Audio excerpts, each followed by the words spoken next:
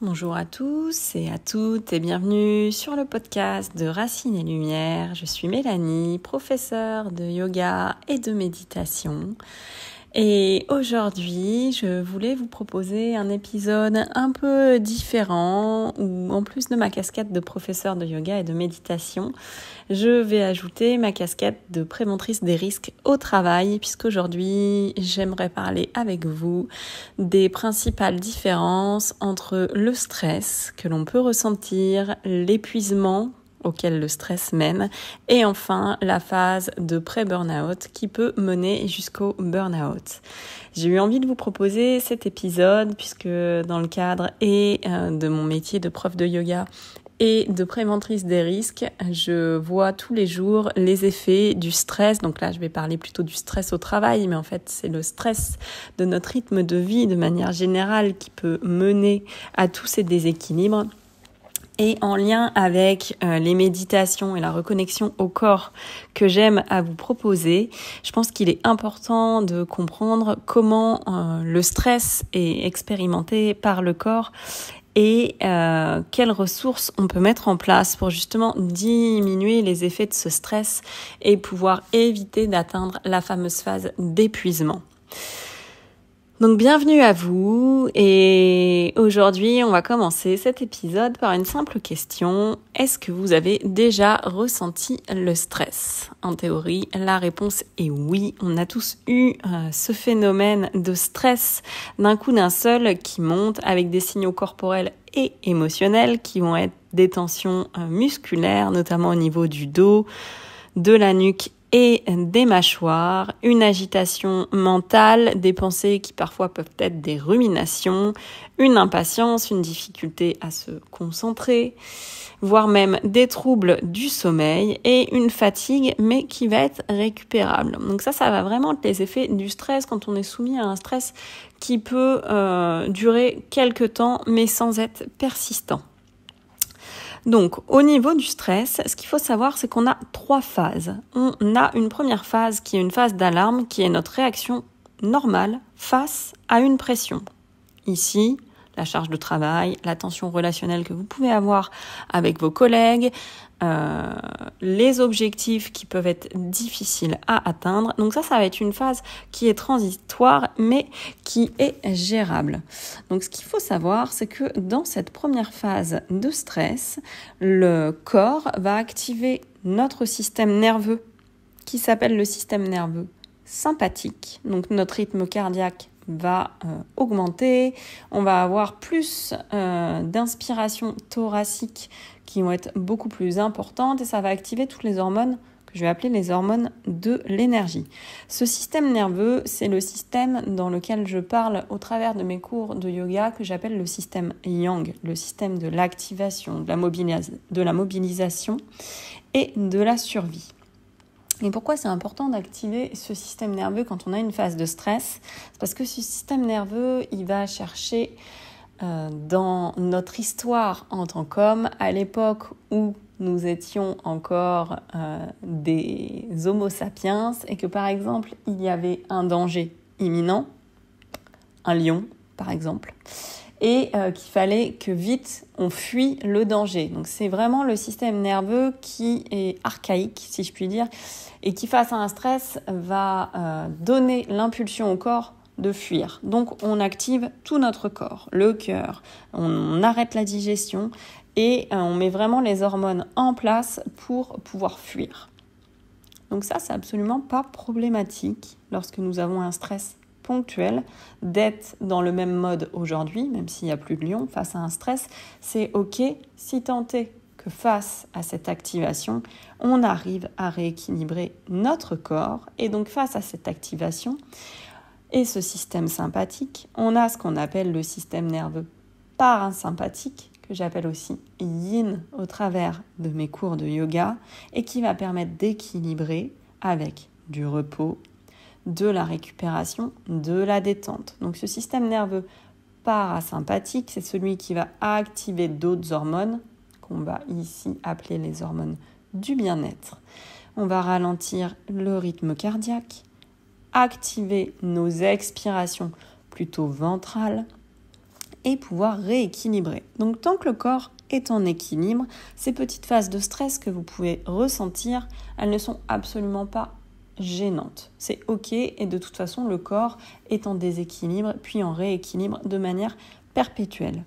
Là où il faut bien être vigilant, c'est quand on passe dans ce qu'on appelle la phase de résistance au stress, c'est-à-dire quand le stress dure, qui devient quotidien.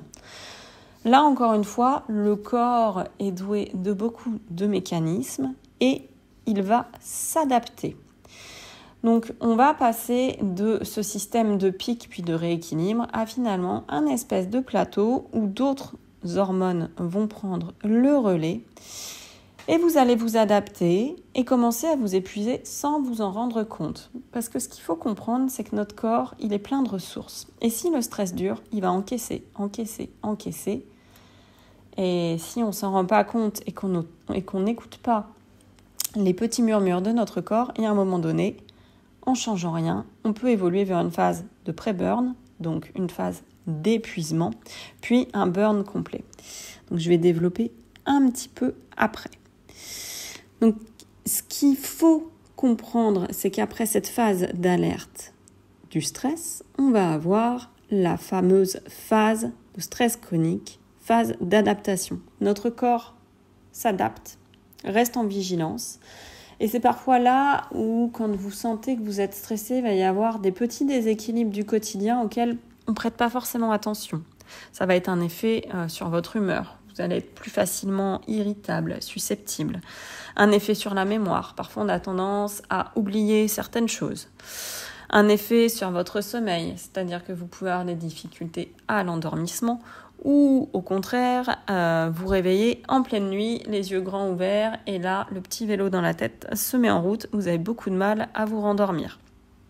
Ou dernière possibilité, vous dormez un nombre d'heures classique, par contre vous sentez que votre sommeil n'est pas récupérateur. Ça peut être cette sensation de se réveiller et d'être déjà complètement crevé au réveil. Tout ça, c'est des indicateurs qui ne sont pas les bons, qui veut dire que vous passez du stress aigu au stress chronique. Donc c'est vraiment important sur cette phase de stress chronique de voir un peu où vous en êtes pour pas arriver à cette troisième et dernière phase qui est la phase d'épuisement. Et quand vous êtes dans la phase d'épuisement, c'est que le corps n'a plus assez de ressources. En fait, vous avez grignoté tout votre capital et énergétique et hormonal. Et donc là, les hormones vont complètement chuter. Vous allez tomber dans une fatigue extrême. Vous pouvez aussi être dans cet état qu'on appelle l'état dissociatif. Donc vous êtes là, mais vous n'êtes plus là. Il n'y a plus d'émotion. En fait, il y a plus de jus. Et quand vous êtes dans cet état d'épuisement, vous êtes vraiment en phase de pré-burn. C'est-à-dire que ce qu'on appelle le burn-out, c'est vraiment l'épuisement. Un matin, on ne peut plus se lever. C'est vraiment ça, le burn. Il y a différentes phases dans le stress. Et on a parfois tendance à confondre la phase de stress chronique avancé avec la phase d'épuisement et la phase du vrai burn. Donc le burn-out, ça veut littéralement dire brûler. Il faut savoir qu'il y a certaines études qui ont été faites, des études médicales, où quand on a réellement fait un burn-out, il y a certains endroits du cerveau au niveau neuronal où c'est comme si ça avait grillé. Donc ça, c'est un vrai burn-out. Et là, on met des années avant de s'en remettre. Et en règle générale, quand on s'en remet, il y a vraiment un changement mental et environnemental pour s'en remettre. On ne reprend pas son travail après un burn-out. Ça, si ça vous est déjà arrivé, c'est que heureusement pour vous, vous n'étiez pas en phase de burn-out. Ceci étant, si vous arrivez dans la phase de pré-épuisement, il est quand même temps de se questionner pour savoir comment vous pouvez vous éviter le burn-out. Parce que ce qui mène à l'épuisement mènera au burn-out si vous ne changez rien. Donc les principales caractéristiques du burn-out, c'est un sentiment de vide, de dépersonnalisation, cette fatigue physique qui fait que vous ne faites plus rien. Vous êtes en détachement émotionnel complet. Vous ne pouvez prendre aucune décision. Vous êtes une coquille vide. Vous êtes dans un sentiment d'effondrement soudain, isolé de tout le monde. C'est-à-dire que même si vous êtes dans un cadre familial, vous vous sentez complètement esselé. Il n'y a rien autour qui peut vous ramener à la vie, si je puis dire. C'est vraiment ça, le burn-out. Il n'y a plus rien. Il n'y a plus rien, hormis le repos. Donc, il faut vraiment faire attention à cette phase de stress chronique quand il commence à arriver. Ce qui est intéressant en comprenant où vous en êtes dans votre phase de stress, c'est que le stress, lui, il est réversible et c'est un signal d'alerte. Vous êtes en tension, mais il reste de la motivation et vous sentez que vous accumulez de la fatigue, mais vous pouvez encore revenir sur un état d'équilibre. Alors que quand vous êtes dans le burn, il n'y a plus d'équilibre possible. La seule chose qui va vous aider dans un premier temps, c'est vraiment la récupération et le besoin de soutien. C'est un épuisement qui est irréversible. À l'instant T, bien sûr. Après, on s'en remet. Mais à l'instant T, c'est un effondrement. Donc, je voulais ici, à la suite de cette petite explication, vous parler des différentes hormones qui vont interagir et faire le lien avec le yoga et la méditation qui, quand on est en phase de stress, peuvent vraiment être une aide à la récupération et à l'équilibre. Donc quand on est dans un stress qui est le stress aigu, la principale hormone qui va déclencher notre réaction de fuite, c'est l'adrénaline. L'adrénaline, c'est, vous savez, quand vous avez un petit pic, même de peur, quelqu'un vous surprend d'un coup d'un seul, et là vous sentez l'accélération du rythme cardiaque, la tension musculaire, et voilà, c'est ça, l'adrénaline. Donc tout de suite, celle-là, c'est une hormone qui ne va pas rester. Par contre, si vous passez en phase de stress qui va être plus chronique, c'est une hormone qui s'appelle le cortisol, qui va prendre le relais et qui va vous permettre de gérer justement cette phase de stress chronique. Donc le cortisol, c'est une super hormone et il ne faut pas qu'elle reste de manière chronique dans notre corps. Donc le cortisol va nous aider à libérer du glucose pour qu'on soit plus actif, va agir sur notre humeur, sur le sommeil, sur la mémoire. Au bout d'un moment, si on garde un taux de cortisol qui est élevé, on va activer ce qu'on appelle l'anxiété et l'inflammation. Donc, ce qu'il faut aussi comprendre, c'est que la phase de stress qui est aiguë, avant de devenir stress chronique, on n'est pas censé être dans un état anxieux. Mais je reviendrai sur la différence entre le stress et l'anxiété dans un prochain épisode, parce que sinon ça va faire beaucoup d'informations. Là, le but, c'est vraiment de comprendre où vous en êtes dans votre phase de stress et comment on peut appuyer sur ce système parasympathique, sur ce frein, pour venir se rééquilibrer. Puisque quand le cortisol reste longtemps élevé, au bout d'un moment, les glandes surrénales qui vont nous permettre de synthétiser ce cortisol, elles vont s'épuiser.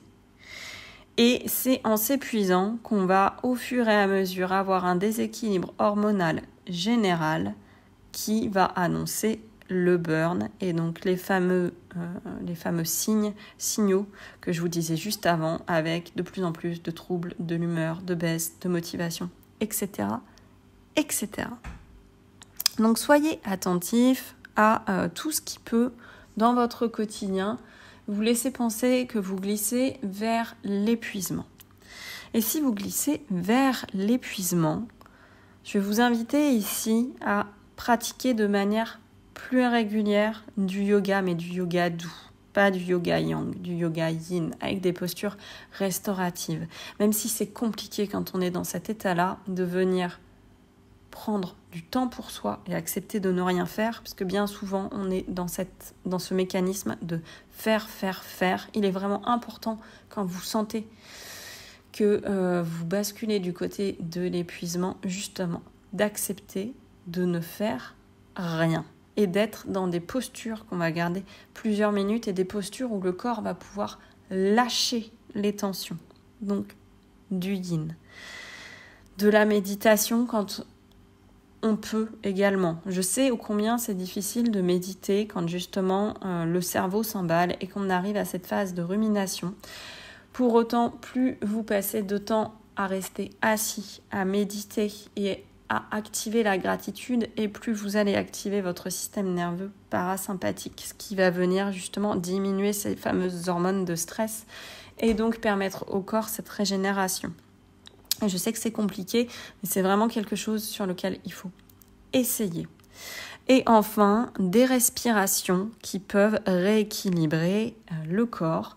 Donc je vous invite ici, si vous le souhaitez, à aller pratiquer. J'ai mis en ligne un short avec la respiration alternée, Nadi Shodhana, qui est vraiment une très bonne respiration pour rééquilibrer les deux systèmes nerveux. On garde ce côté yang dont vous avez peut-être besoin tout en activant le côté yin, puisqu'on va vraiment, en pratiquant la respiration alternée, venir activer le système nerveux parasympathique et diminuer légèrement le système nerveux sympathique. Et je dis diminuer le système nerveux sympathique parce qu'en règle générale, c'est celui qui est le plus dominant. Si vous êtes déjà à l'équilibre, ça va juste rééquilibrer. Donc c'est une très bonne respiration en fait, quel que soit le cas. Donc je vous invite vraiment ici à pratiquer cette respiration, à essayer d'être plus en conscience, à être dans l'être et surtout à cet instant à vous poser la question de quelle est la place du stress aujourd'hui dans mon quotidien. Est-ce que je gère à peu près bien avec, encore une fois, ces phases de stress aigu que je rééquilibre? Et ça, c'est tout à fait normal.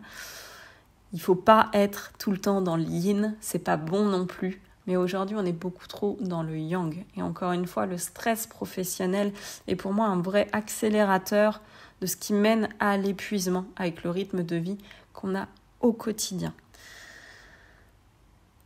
Donc je vous invite à prendre quelques instants ici et à juste vous poser la question par rapport à ce que je viens de vous raconter, de comment vous vous sentez. Est-ce que vous avez l'impression d'équilibrer votre stress?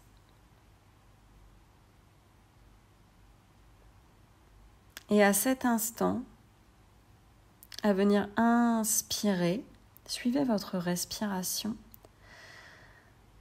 et ressentez-la. Est-ce qu'elle se positionne plutôt au niveau thoracique ou est-ce que vous arrivez à la faire descendre jusqu'au ventre? Notez juste cette information. Sans changer quoi que ce soit. Essayez de rester naturel. De la même manière, je vais ici vous demander de suivre votre prochaine inspire et votre prochaine expire et de vous demander laquelle des deux est la plus longue.